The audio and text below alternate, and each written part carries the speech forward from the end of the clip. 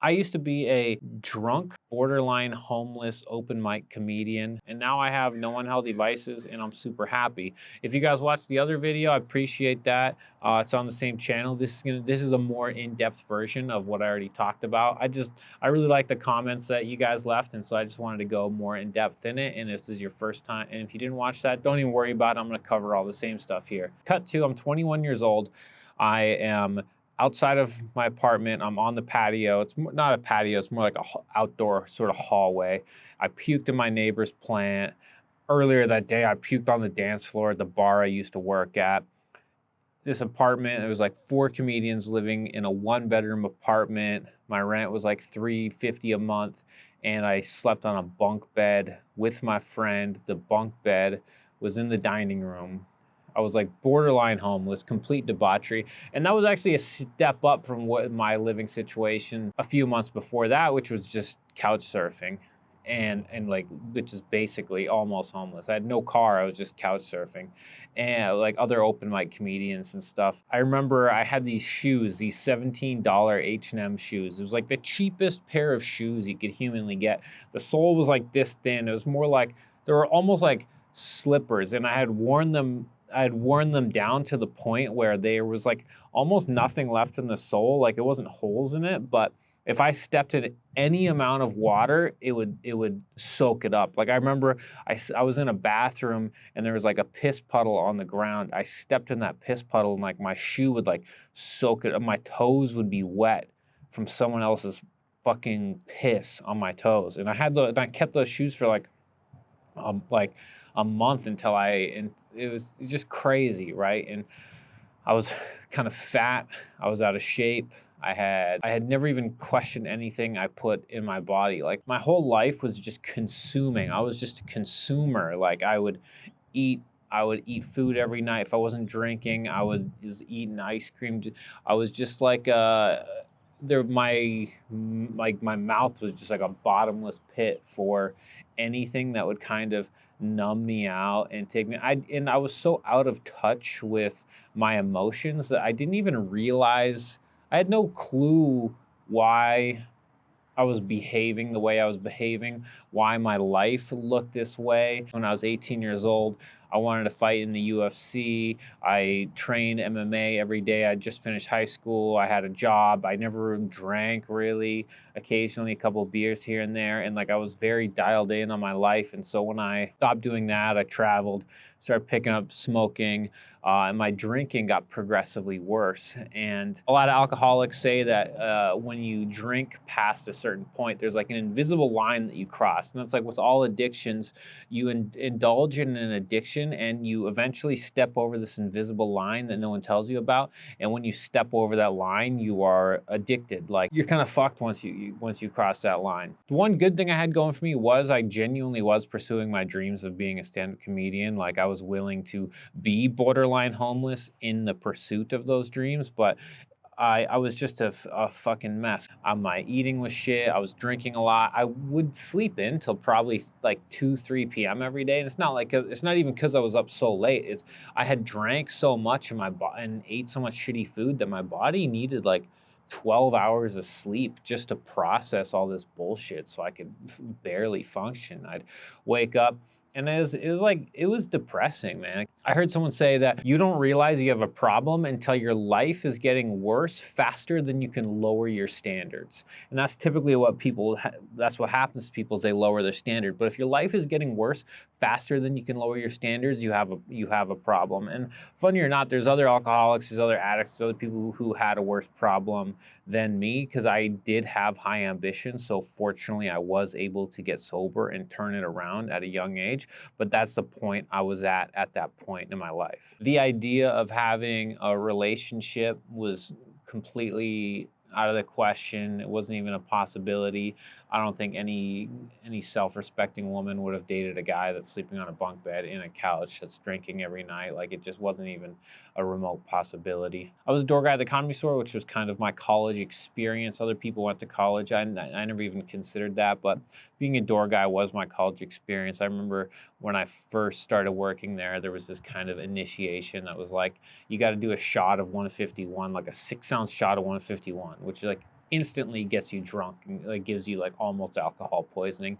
You do that shot and then you climb up on the ladder and change the marquee. That wasn't an official Comedy Store thing or whatever. They didn't promote dangerous behavior, but that's the life that I was about. I was attracted to degeneracy. I, in the other video, I was talking about how I worshipped all these fucked up, damaged comedians because they were damaged and they were hurt people, but people loved them because they were able to express themselves in a way. So I really worship these people, and I designed my life around degeneracy. I think part of the reason why I designed my life around it is so I could sleep in every day and never work a real job and just work at nights and just have a fun life. My whole life would be a party. But here's something no one tells you. When your whole life is a party, you don't enjoy any of it. I always had a sense of guilt. I never really got to work that hard, and I never even got to relax that hard. I actually think life is better when there's distance between your work and your enjoyment. Like when you're working so hard that your work feels good and it's so hard and you're pushing through that, you can actually enjoy those hard times because you know what you're gonna get out of it. And then when you're chilling, you're really chilling and you get to enjoy it and you get to unwind because you've really earned it in. It makes celebrating more fun. It makes life worth celebrating. My whole life was a celebration. I'm like, yeah, we did it. Like, what am I celebrating? Like, I felt like even if I drank 5 days in a row, I needed to drink on the 6th day because I need to unwind from my life of unwinding. My life of unwinding was stressful. Like I was physically and mentally very unhealthy. Oddly enough, and then one day I'm at dinner with some comedians, and Bobby Lee was there, and he was talking about alcoholism, and he was explaining the alcoholic mind, and there was things that he said that really clicked with me, and I remember sitting there thinking like, oh fuck, am I an alcoholic? He said he was talking about the obsessive mind, how your mind won't stop thinking about drinking until you've had it. You know, I'm sure people viewing this, I'm sure you can relate to like where you're like, oh, I'm not going to drink tonight. And then you go out and you're like, ah, fuck, maybe I should have one drink. Nah, don't drink because you know it's going to happen. And I should have a drink. And meanwhile, people are around you talking and you're not even there. Like you're fully gone. Like I would be fully gone in my head having these raging, unending debates with myself if I'm going to drink. At one point, my drinking was really bad because I wouldn't allow myself to start drinking before 11 p.m. because I knew I didn't have an off switch. And so I was like, if I start drinking at 10 p.m. or 9 p.m., I'm going to be embarrassing and fucked up way too early. So I'd make sure I wouldn't start drinking until about 11 p.m. so that by the time 2 a.m. came around, I'm embarrassing drunk and everything, but I guess everyone else is embarrassing drunk. Crazy thing is, too, I didn't realize, at the Comedy Store, most people were sober. So I was just the fucking drunk asshole that was there. But I talked about this on the other video, too. But I took this acting class, and it started at 11:30 in the morning. And I would, I'd miss, like, even though I spent the money on it, I would miss, like, half of them because I would sleep in till, like, 2 p.m. But every now and then, I'd peel myself out of bed to get there by 11:30 in the morning. And when I was there, the teacher was talking about something. It sparked this thought, and I got deep into my head. And I had this vision of myself of like me, but like completely free from my obsession of alcohol and smoking cigarettes and eating junk food. I didn't even know it was possible for humans not to be deeply addicted to everything. Like I didn't even know that was a possibility, especially for me. And in that vision, the thing that was most important was, for some reason, I realized it was possible. Like it was like an epiphany. Like this voice in my head just told me that it's possible to get to that point. Like what would happen if I just quit everything at once? And I think and that applies with everything in life. Like any amount of success, you cannot, it's very, very, very, very, very, very rare that people in life achieve anything that they don't think is possible. Like first you have to know it's possible. And for me, if you tell me something's possible, I will do anything to achieve that. And so anyways, one day I decided to go to a 12-step meeting, and there was this old lady talking at this meeting, and she was talking about her issues and her struggles growing up and her struggles with alcohol and addiction. And even though she was like an old lady who on the surface was completely different than me, I was able to connect with her thinking and her thought process, and it really resonated with me. I was like, "Oh shit, even someone like her has those same thoughts and feelings," and I thought that was profound. And so I decided I would go to 90 12-step meetings. I mean, there's the reason why I'm talking vaguely, by the way, is because, there's an anonymous aspect to this, but, use your brain, put two and two together. I'm not going to outright say where I went, but, I went to an anonymous place that a lot of alcoholics would go to. So use your brain there, because I am not a representative or an advocate or anything of any 12-step anonymous group. All 12-step groups kind of just represent themselves. I'm just a comedian that's just telling you my experience. So anyways, I went to 90 12-step meetings in 90 days. And at the end of those 90 days, and I thought by the end of the 90 days I would be cured, but I wasn't necessarily cured, but one thing that happened, because I went for 90 days in a row, by day 91 it wasn't like I just magically stopped going. The habit of going to this same meeting every single day for 90 days was so ingrained and so habitual, and it became such a big part of my life that I became very excited to go, and I became a member of this group and started helping other people, and my life started opening up. And then that was like the very beginning, right? Because life is hard as fuck. So if you even think there's a chance you have an alcohol issue with drugs and alcohol specifically, then I don't know, you probably fucking do.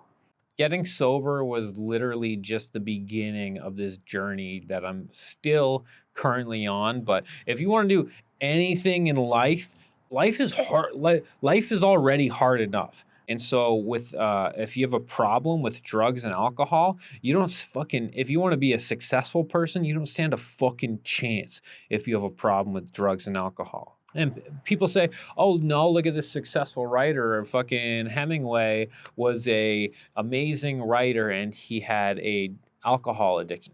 No. He was an amazing writer in spite of his addiction to alcohol. People say, "Oh no, but I'm an artist. I need to smoke weed all day." No. Weed has stopped more great art from coming into the world than it has brought in.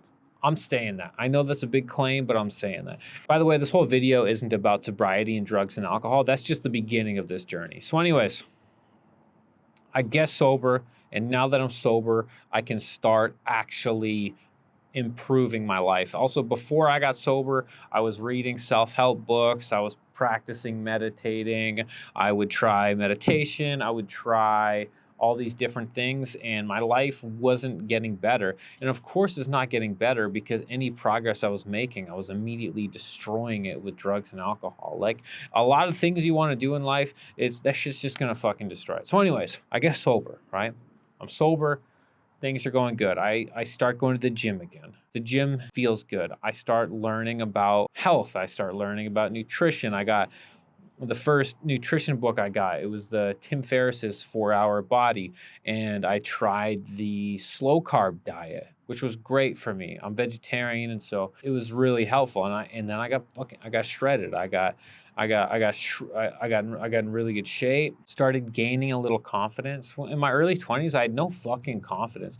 I couldn't stand up for myself. I didn't think I deserved anything good. I thought people could treat me however they wanted, bosses, friendships, relationships. Like I didn't know how to set boundaries with people. I thought I just kind of deserved whatever life was giving me, you know? So I started to gain more confidence. I started keeping promises to myself. I still kept smoking cigarettes, right? And so that was the next thing I had. The next big hurdle was I was a chain smoker. I was smoking like a pack of cigarettes a day. Even though I was sober, I was in shape, I was getting my life together, I was experimenting with spirituality and stuff. The next thing was cigarettes. I had to get rid of cigarettes. So I read Alan Carr's Easy Way to Quit Smoking, and believe it or not, that legitimately worked. If you're a cigarette smoker and you think it's impossible, read this book and don't even commit to smoking, to quitting smoking before reading this book, because I know if you're really an addict, you're not even going to read this book because you don't even want to, you can't even you just want to light up a cigarette. Thinking about quitting smoking is what's going to make you think. Commit to smoking. You smoke while you read this book, right? Smoke while you read this book. And what this book does is it systematically breaks down every excuse for you smoking, and it gives you, again, lets you believe that it's possible to stop smoking. I might chop this off into, I might make this a solo video as well, but I'm gonna go through this. It makes you believe that you actually. So for me, it gave me the belief that it's possible to quit smoking, and not just quit smoking cold turkey. And today, I was like, I couldn't wait for the book to be over for me to stop smoking. Like it says, if you're a smoker, like smoke, and then when you finish the book, smoke your last cigarette, put it out, and that's fucking it. I couldn't believe it. I was like, wait, I actually can do this. I can actually quit smoking. I got so excited when reading this book. What this book breaks down is that all your excuses for why you smoke are all it is it's a nicotine addiction. The nicotine addiction is so insidious that this addiction starts telling your brain all these stories. For example, people say, oh, I smoke to relax. It's like, well, then why do you also smoke to wake up? People say, no, it really relaxes me. I smoke it in a stressful moment. It actually doesn't relieve the stress of the moment. It uses this perfect analogy of there's a young lady and she is getting ready for work, and she's late for work and she's rushing, so she's really stressed. She gets into her car. She tries to start her car. Her car won't start. It's broken down, and now she's pissed. So she lights up a cigarette and she smokes a cigarette, and then she relaxes. And you think, oh, wow, that cigarette helped solve the issue of the broken down car. But what you don't realize, she was dealing with two things at one time. She was dealing with the broken down car, and on top of that, she was dealing with a nicotine addiction. Because if you're a smoker, if you're not smoking, you're withdrawing. So she was dealing with mild nicotine withdrawals. So she was in her car won't start, she lights up a cigarette. This issue goes away, but this issue is still here and only getting worse. This didn't make her not care that she was going to be late for work and had no way to get there. That stress was still there. It's just she isn't dealing with a nicotine addiction. So the nicotine doesn't actually solve the issues of that. And so it systematically goes through every single story that a cigarette smoker tells themselves about why smoking cigarettes is good for them. Doesn't even really guilt trip you about all the health shit. Every cigarette smoker knows how unhealthy smoking cigarettes is, right? Like, obviously, that's all. Growing up, you always knew of the dangerous side effects of smoking cigarettes, but that's not going to stop the addict. What helped me stop is knowing that I actually can quit, and realizing that it's just a nicotine addiction. And after a couple days, I can glut it out for a few days, and the nicotine addiction will go away. And I remember by day 2, I remember the moment when the addiction when the physical craving went away, because the physical craving went away and it literally gave me the sensation of smoking a cigarette. When you're a cigarette smoker and you're smoking a cigarette, all you get to do, picture this. This is the mind frame. This is the mental shift right here. If you're a cigarette smoker smoking a cigarette, you smoke it. All you get to do when smoking a cigarette is get to feel what it feels like to be a non-cigarette smoker all day. That relief that you get from smoking a cigarette, that's how a non-cigarette smoker gets to feel 24 hours a day, because they're not withdrawing from nicotine. And you smoke it now for those next 5 to 10 minutes, you're no longer withdrawing from nicotine. But guess what? You're going to go, and it's just a vicious cycle that goes over and over and over multiple times a day. So I quit smoking now at this point. Quit smoking. Life starts getting better. Jokes start getting funnier. Career starts getting good. I still have other issues that I got to deal with. You know, because I was getting in shape, I started getting vain. I started trying to like be all fucking cool and good. And I still have other issues. I'm still working on my mental health. I'm still working, dealing with things. I'm not perfect. There's still lots of stuff I'm working on. So I quit smoking cold turkey for a year. I ended up picking it up again for about a month or two, and so I had to quit again. When I quit the second time, I did it with the patch. That also worked. I don't know what to tell people. The patch honestly works. If you just have it, but the patch doesn't work on its own. You have to have the patch plus willpower and then wean off it. The shit worked. I don't know what to tell you. It happened, and I'm so grateful, and I still respect nicotine, and I know that I know that if I smoke, it could happen again. And if anything that you are addicted, that used to be addicted to, that you're no longer addicted to, just know that you only have to one puff of one cigarette could put me back there. That's what I know. I'm guaranteed to not get addicted again if I don't have that first puff, right? Same thing with drinking. I guarantee I'm not going to go back to that place if I don't have that first drink. That's the thing about alcohol.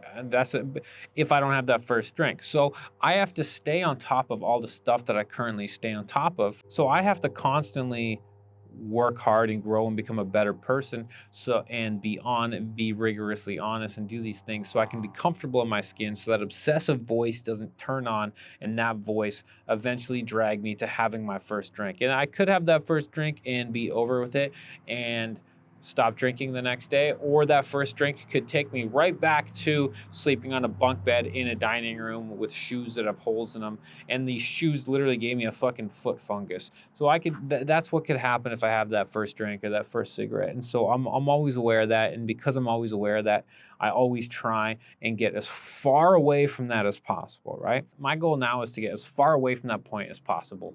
When I work these 12 steps, which I'll loosely get into, I'll explain how using these I was able to get as far away from possible, and how I still continue to use them to get as far away possible from that, and to be at this point in life where I'm at right now, where I'm in shape and happy and have no bad vices, and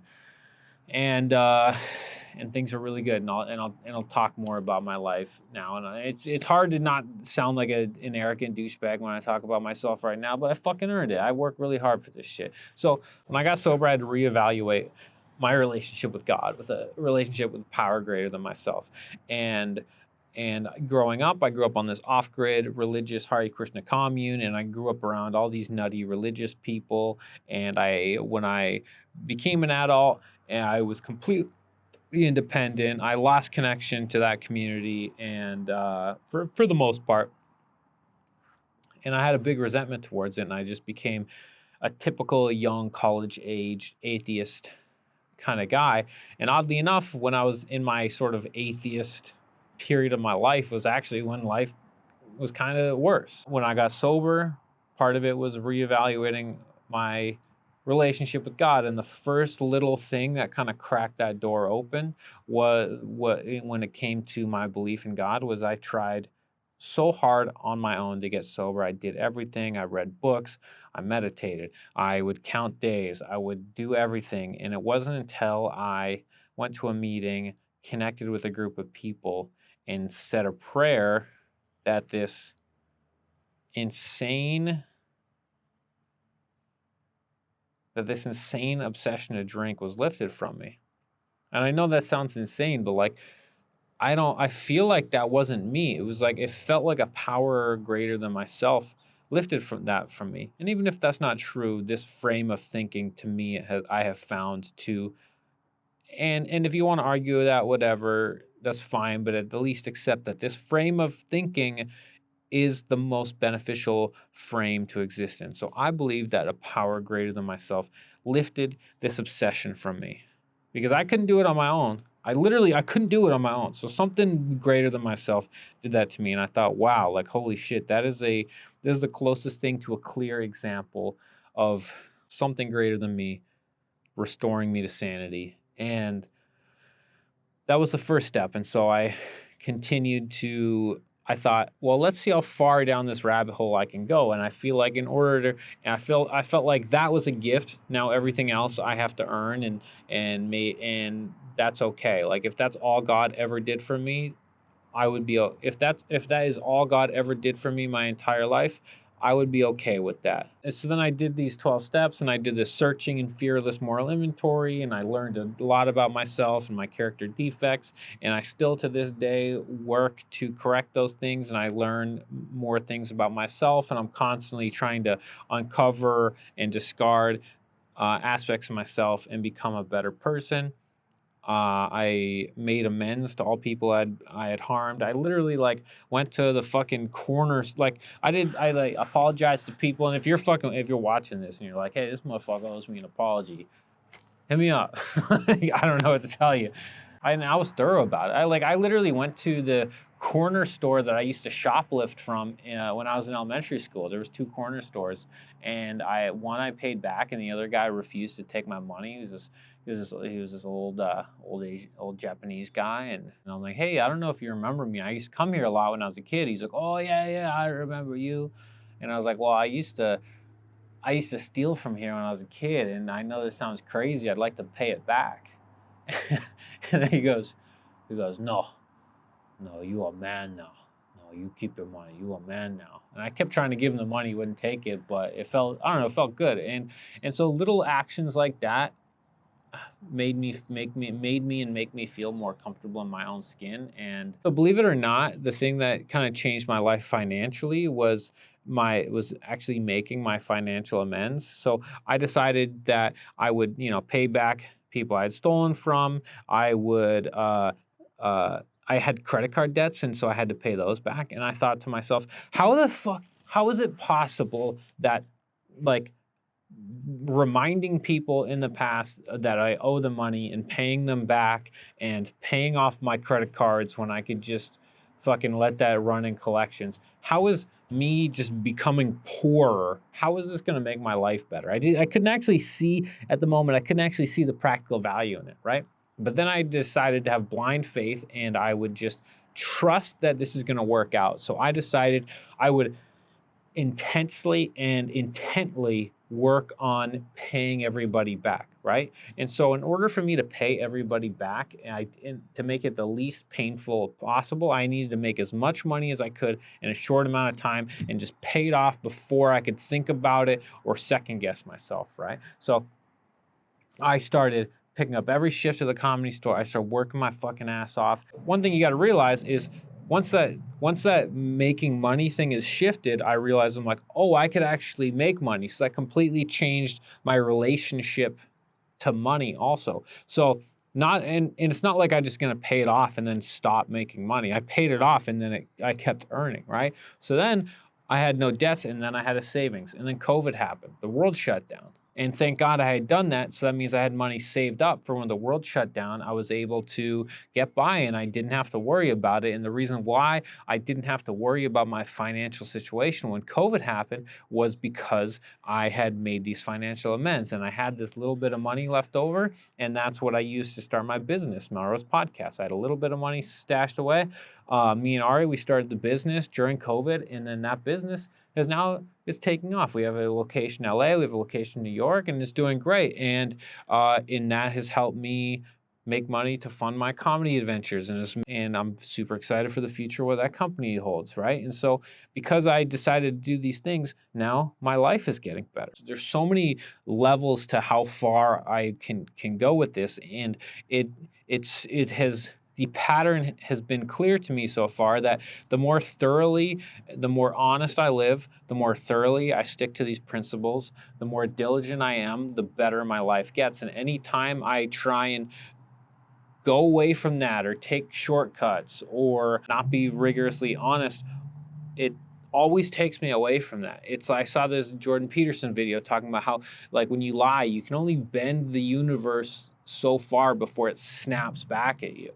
And I've found that to be true. And so now, so that's good. And then the next thing that helped me was I did 75 hard. It was during COVID. I decided I wanted to try 75 hard. I saw a buddy of mine doing it, and he was vibrating at this high intensity, and I knew he was on to something special. And so I said, what was that thing you did? And he sent me the thing, and I started on 75 hard, which I'm currently in the process, day 23 of my second time doing it. And that was also insanely transformational, because the one thing that I really needed to work on, I had the spiritual stuff, I had the principles, and now I needed some mental fucking toughness, you know?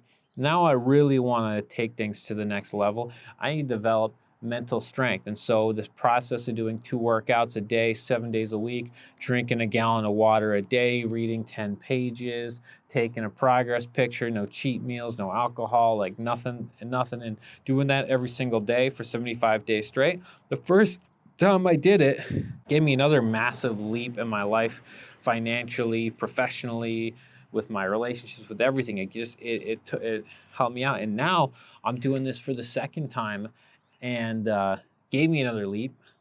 And then, I took a year off chilling. And the crazy thing is, I've actually, ever since I did it the first time, there's never been a period now where I don't consistently go to the gym. Like I've never gone more than 7 days without, in the last 2 years, I've never gone more than a few days in a row without going to the gym. Like, it's just part of my life now.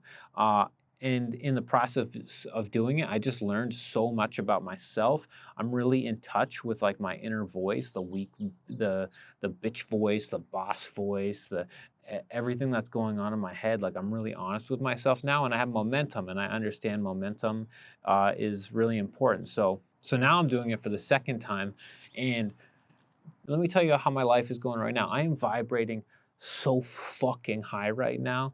If I sound arrogant right now, I deserve to be a little bit arrogant right now, because right now I'm working 12 to 14 hours a day. I take Sundays off. I still do my workouts, but I don't really work on Sundays. And I use that time to proactively strengthen my relationship with my fiance. And so I'm very intentional with that time also.